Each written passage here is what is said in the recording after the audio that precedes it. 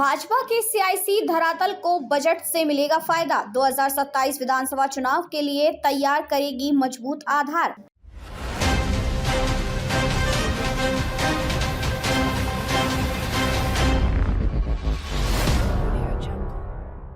आयकर में कर्मचारी वर्ग को दी गई बड़ी राहत के बूते वे इस वर्ग को अपने पक्ष में खड़ा करने की कोशिश करेगी। उत्तराखंड की राजनीतिक तस्वीर देखें तो वर्ष 2014 के लोकसभा चुनाव से भाजपा यहां अजय बनी हुई है। अब भाजपा बजट के सहारे राज्य को जो उम्मीदें हैं, भाजपा उन्हें वर्ष 2027 में होने वाले विधानसभा चुनावों तक ले जाना चाहेगी। बजट भले ही केंद्र सरकार का हो, लेकिन उत्तराखंड में इसके बूते भाजपा को अपने सियासी धरातल को और अधिक मजबूती देने का आधार भी मिल गया है।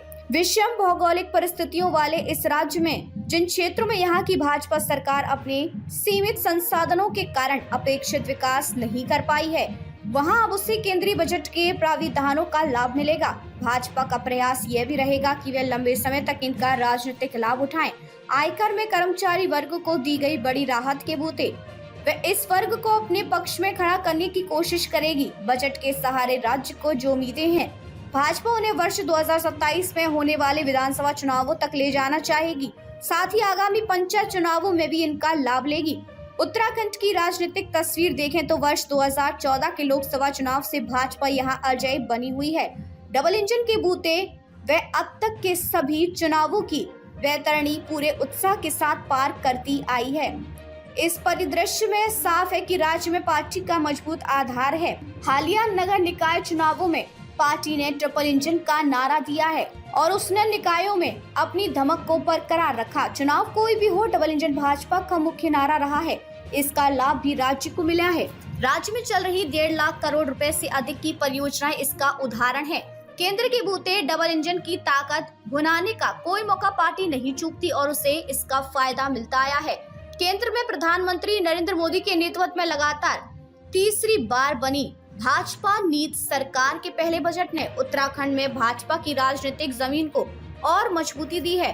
बजट कई दृष्टि से राज्य के उन क्षेत्रों के लिए बड़ी उम्मीद जगा रही है जिनमें काम कम हुआ है या फिर इसे गति देने की दरकार है। केंद्रीय कारों में राज्य को मिलने वाली अतिरिक्त धनराशि को इस दृष्टि से काफी महत्वपूर्ण माना जा रहा है। राज्य की दृष्टि से केंद्रीय पेयजल, शिक्षा, हवाई कनेक्टिविटी, बाल कल्याण, स्टार्टअप, MSME, पर्यटन जैसे तमाम क्षेत्रों में नई उम्मीद जगी है। ऐसे में आम जन को अपने साथ जोड़े रखने के प्रयासों में भाजपा कोई कमी नहीं आने देगी।